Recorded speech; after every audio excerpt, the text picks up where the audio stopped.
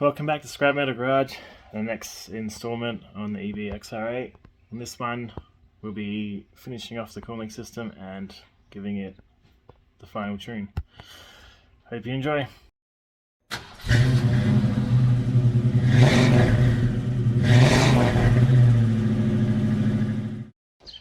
So if you watched the last episode, you know we're up to almost finishing the engine bay.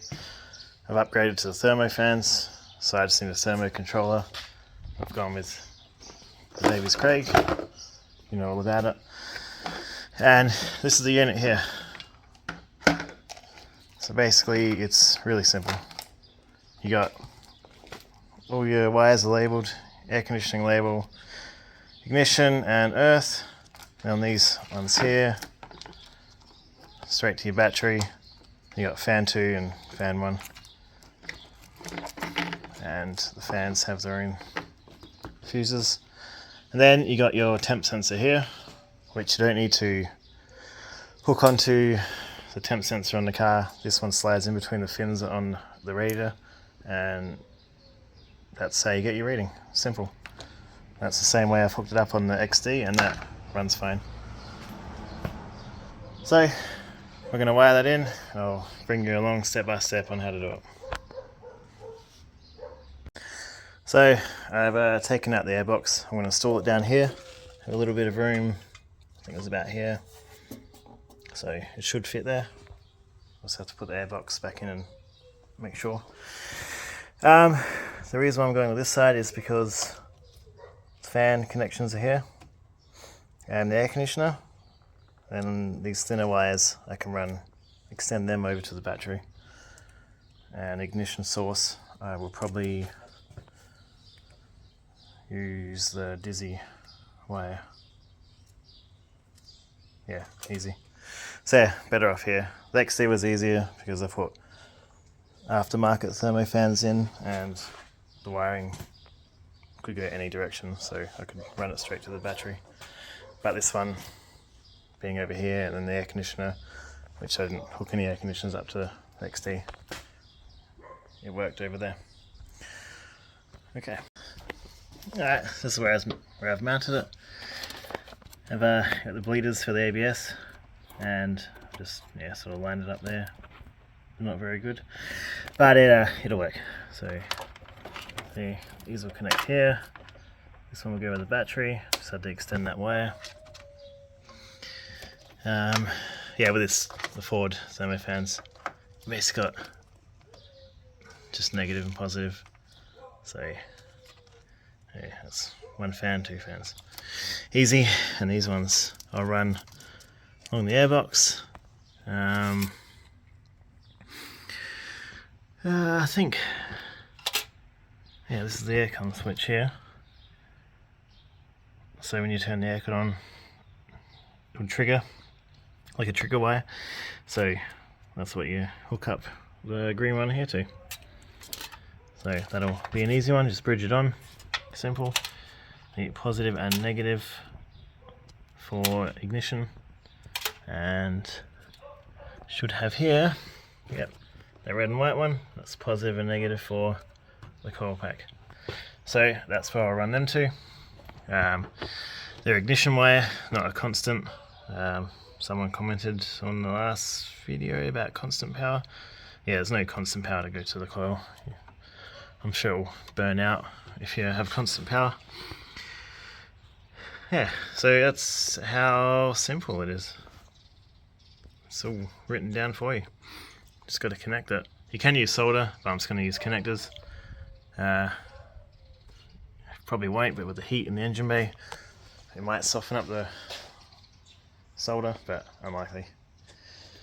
Yeah, so all I need to do is, I think the aircon's long enough. I will need to extend the positive and negative up to the coil. For the ignition and earth. Well, not entirely. I can earth this out anywhere down here, actually, so I won't need to. Just the ignition and I mean, I could hook the battery up and test. Maybe this might be an ignition source here. Might figure it out so I don't have to extend all the way out there. We'll figure it out together, huh? And yeah, these are straightforward. So I'm guessing, because these are positives, obviously, for the fan 1 and fan 2, and they got their negative, I might have to make up negative cables for the 2 negatives here. Well, 1 cable with 2 ends, and bolt that somewhere, maybe the same place I bolt this earth to.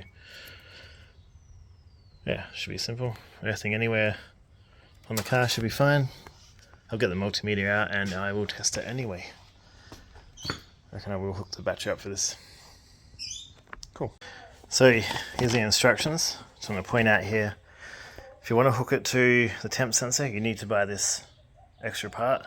It's not included, but if you want to install directly into coolant, requires part number blah blah blah blah, which is looks like a sensor with this connector plug here, which is on here. You unplug this end and plug it in there. You hook it up to your temp sensor with the forwards. Suppose you could hook it up here, undo this and it bolts in, and that's, I think that's your temp sensor there. With the XD, you got your temp sensor, then you had provisionings on the thermostat housing as well for another sensor if you wanted, but I didn't do it that way. Not too sure if you can cut the wires and make it work. Not 100% sure on it, but I wouldn't. If they make the part, just do it. And also it says here, where are we? Connect the yellow ignition wire to a positive ignition or accessory source. Do not wire to ECU or the ignition coil. So we're not going to wire it to the coil now that I've read this. Easy peasy. And it's got your list of everything you got.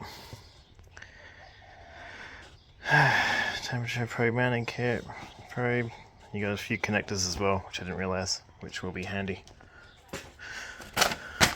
Alright, so what I'm doing is, so I've mounted it. I've run the temp sensor wire through the chassis hole there, out here.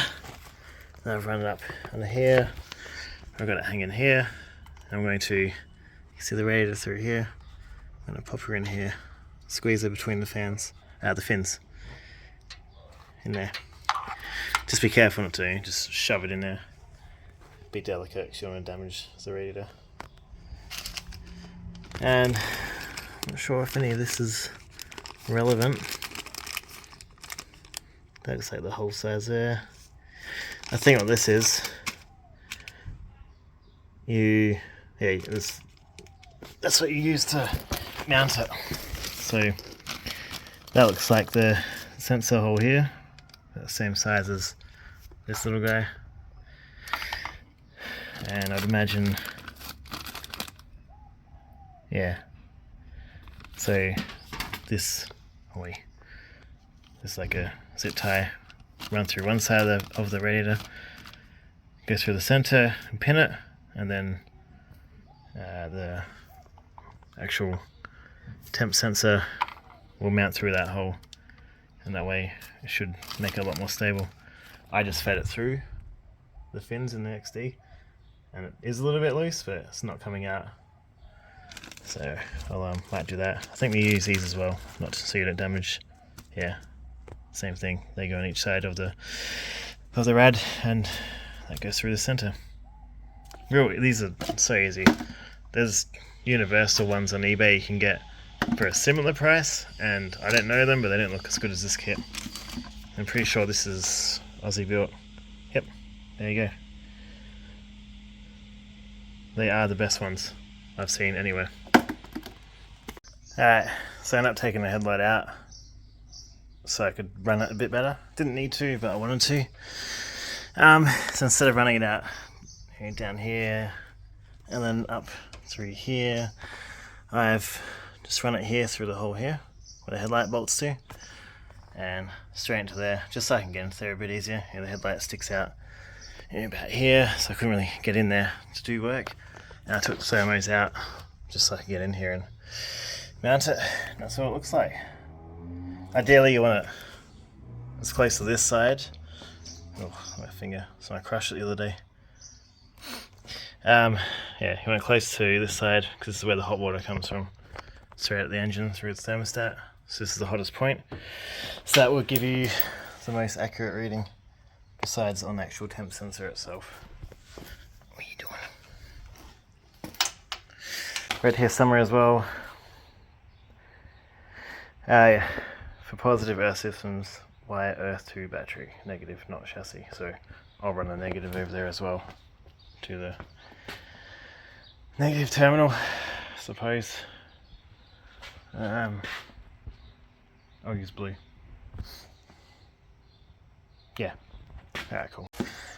It's all wired in, it's working. Set it for 90 degrees. It's about roughly the operating temperature going by Google. The wiring's just a bit messy now. I'll tidy it up once it's definitely sorted out. Alright, next thing is to start it up. See what happens. Okay, let's do it, huh?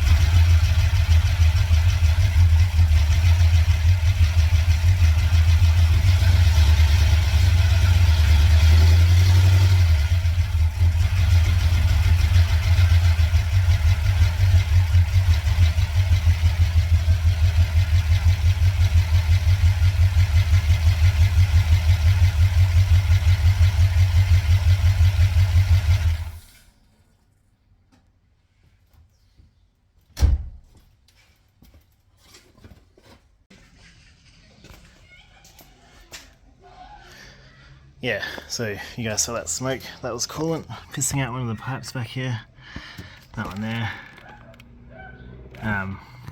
Since changed it, it was split. I've put hose clamps on it. There wasn't hose clamps on it before. I thought it was a vacuum line.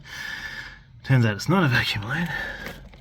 They were coolant lines, but they never had clamps when I took it apart. So, and I can prove that. I'll show you the original pipe. There's no clamp marks.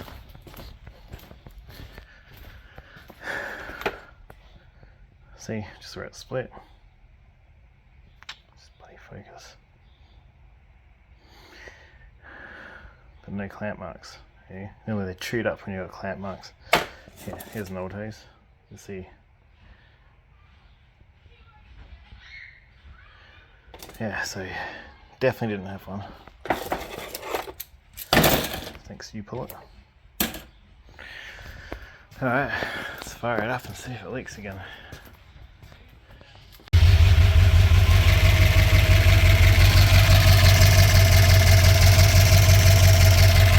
Residue burning off.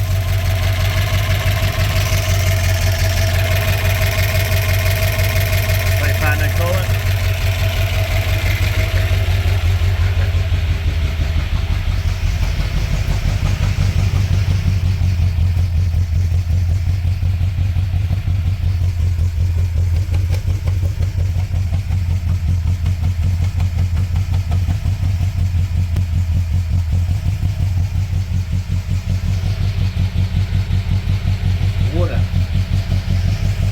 Yeah.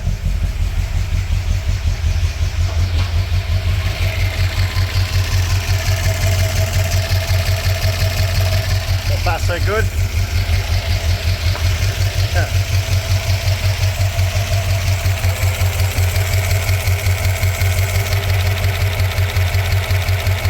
Just call it still.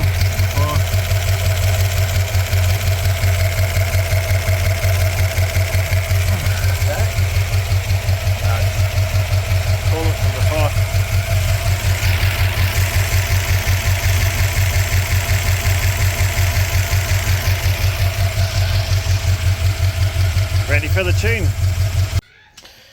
Alright, I think I fixed the coolant leaks. I'm not sure, there's a bit of water coming out the exhaust, but there's no water in the cylinders or the oil, so I remember when I took the head off, well, that water was pouring into the manifold exhaust connection, because I had to take that manifold off, hoping it's just that water that was sitting in there. A fair bit went in, and it never came out. Yeah, we got the unit in, seems to work. Didn't get up to temperature, but I know it should work. I'm going to split this between 2 episodes, so this one here now, and yeah, on the next one we'll do the tuning. Thanks for watching.